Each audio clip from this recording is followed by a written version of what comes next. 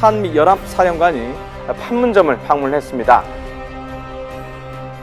첫 남북 당국 간 고위급 회담이 판문점에서 열리고 있습니다.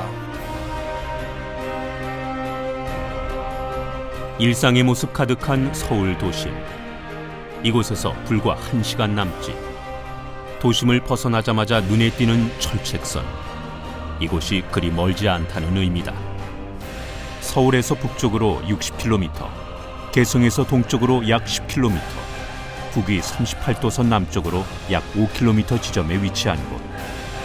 아직도 냉전이 끝나지 않은 한반도 분단의 상징, 바로 판문점이다.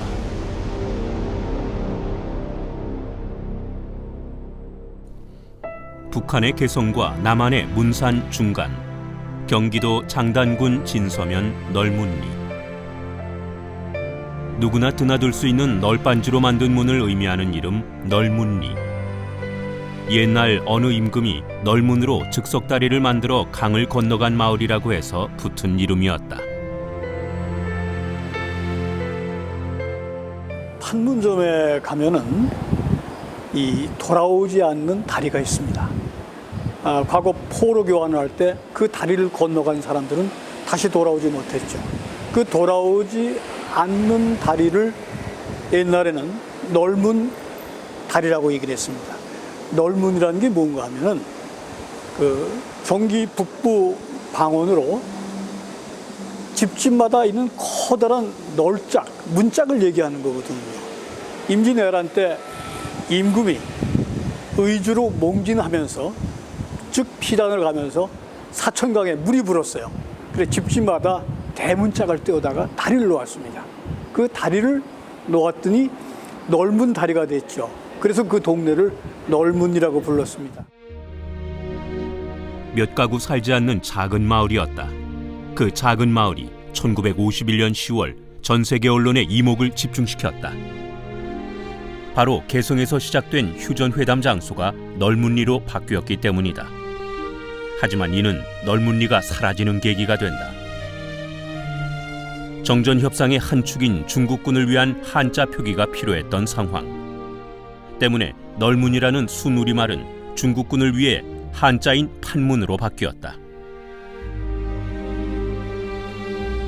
1953년 7월 27일 2년여의 협상 끝에 정전협정은 체결됐고 분단이 우리 의지가 아니듯 널문리 역시 그 땅에 사는 이들의 의지와 상관없이 판문점이 된 것이다.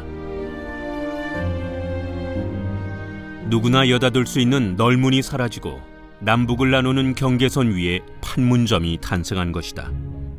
60여 년을 이어온 분단의 시작이었다. 그리고 정전과 동시에 판문점은 원래 있던 자리에서 400m가량 내려와 군사분계선 위에 위치하게 됐다. 전쟁이라는 참극의 와중에 탄생했고 남북한 극한의 대치 속에 60여 년의 세월을 지나온 판문점. 이곳은 분단과 냉전이 지닌 온갖 이야기를 고스란히 담고 있다. 공동경비구역 한켠, 옛 넓은 다리가 있던 자리에 군사분계선을 가로지르는 다리가 있다. 정전협정 체결 직후인 1953년 8월 5일, 이 다리를 통해 포로 교환이 진행됐다. 8만여 명의 공산군 포로가 북을 향해 갔고 만여 명의 유엔군 포로가 건너왔다. 일단 다리를 건너가면 아무도 돌아올 수 없었다. 그래서 외신들은 이곳을 돌아오지 않는 다리라고 불렀다. 그 다리 옆으로 동그랗게 둘레를 표시해 놓은 표지석이 하나 놓여 있다. 1976년 8월 18일 비극적인 사건이 벌어졌던 곳이다. 공동경비구역 내 유엔군이 관할하던 제3초소와 제5초소. 하지만 둘 사이에는 커다란 미루나무가 가지를 뻗어 시야를 방해했다. 때문에 유엔군은 잎이 무성해지는 여름이면 가지치기를 했고 그날도 마찬가지였다. 그날 가지치기를 하는 이들에게 북한군 수십 명이 도끼와 흉기를 휘둘렀다.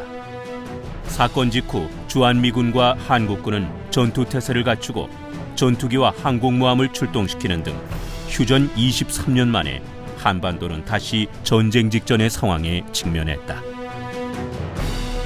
미루나무 사건 때는 결국 미국과 북한, 한국과 북한이 전쟁 일촉즉발까지 갔다. 다만 만약 그것이 전쟁으로 갔을 경우에 어마어마한 한반도에서의 어떤 군사적 충돌이 발생하고 그것이 동북아시아 세계적 차원의 그 파장을 일으킬 수밖에 없기 때문에 미국이 자제하는 분위기를 만들어냈고 그 과정에서 한국이 거기에 동의하는 그런 차원에서의 사건이 마무리가 됐다고 볼 수 있습니다. 결국 북한이 사과문을 유엔군에 전달함으로써 전쟁의 위기는 벗어났지만 돌아오지 않는 다리는 폐쇄됐고 미루나무는 완전히 잘려나가 지금은 그 표지만 남아있다. 이후 유엔군과 북한군이 자유롭게 오가는 유일한 지역이던 판문점 공동경비구역은 콘크리트 군사분계선으로 나뉘었고 남과 북 분할경비로 바뀌게 됐다. 폭 50cm, 높이 5cm의 콘크리트 블록. 평평한 공간 위로 살짝 솟은 이 작은 블록이 판문점 내 남과 북을 나누는 군사분계선이다. 동서로 약 240km의 군사분계선 표시물 중 유일하게 나무 표지판이 아닌 콘크리트로 만들어진 판문점 군사분계선 표시물. 그리고 한반도에서 유일하게 남북한 병사가 함께 있는 곳에 자리한 이 군사분계선은 지난 60여 년간 남북한의 갈등과 대립의 역사를 극명하게 보여주기도 했다. 판문점 미루나무 사건 2년 후인 1978년 6월 신사복 차림에 선물 보따리를 든 사람들 8명이 북한을 향해 군사분계선을 넘어갔다.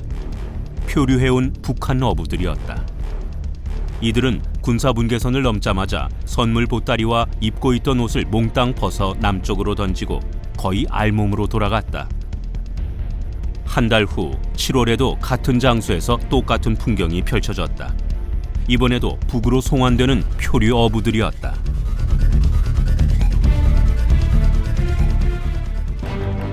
세계 유일의 중립지대인 판문점. 때로 판문점의 군사분계선은 자유를 찾아 위험을 무릅쓰고 넘는 선이기도 했다. 1967년 3월 북한 언론계의 거물인 이수근의 귀순은 상징적인 사건이었다. 그가 판문점 군사분계선을 넘어 귀순한 이후 사회주의권 외국인들의 망명도 이어졌다. 이렇게 판문점은 냉전의 상징인 동시에 자유를 찾아 선을 넘는 인간의 끝없는 의지를 보여준 장소이기도 했다. 이처럼 냉전과 분단의 상징으로 자리한 판문점. 하지만 이곳에 비극만 가득한 것은 아니었다. 1985년 9월 일단의 예술인들과 이산가족들이 판문점 군사분계선을 넘었다. 이산가족 고향 방문단 및 예술공연단 상호 방문이었다. 북한의 이산가족 상봉을 제의한 후 14년. 분단 이후 처음 이루어진 이산가족 상봉이었다. 30여 년이 지난 후 비로소 고향 땅을 밟게 된 이산가족들. 판문점을 넘는 순간부터 기쁨의 눈물이 흘러넘쳤고 한반도를 넘어 전 세계가 그 감동에 젖어들었다. 판문점은 그렇게 수십 년의 한을 순식간에 설렘으로 바꾸는 공간이기도 했다. 그리고 또 14년이 지난 1998년 6월 16일 역대 가장 인상적인 행렬이 판문점 군사분계선을 넘어갔다. 남녘 끝 목포에서 북녘 땅 신의주까지 이어진 국도 1호선. 처음 만들어진 이후 변함없이 판문점 군사분계선까지 이어진 이 길을 따라 한반도 분단 사상 한 번도 본 적이 없는 차량 행렬이 북으로 넘어갔다. 1998년 6월 15일 개통한 통일대교를 지나가는 첫 손님. 고 정주영 회장이 500마리의 소를 실은 차량과 함께 북녘 땅 고향을 찾아가는 이른바 솥대 방북이었다. 500마리의 솥대를 싣고 줄지어 군사분계선을 넘는 차량의 행렬. 프랑스의 문화비평가 기소르망이 20세기 최후의 전유예술이라고 표현한 솥대 방북. 판문점 군사분계선을 넘어가는 차량의 행렬은 분단을 넘어 남북 왕래길이 트일 수 있다는 기대감을 갖게 됐다.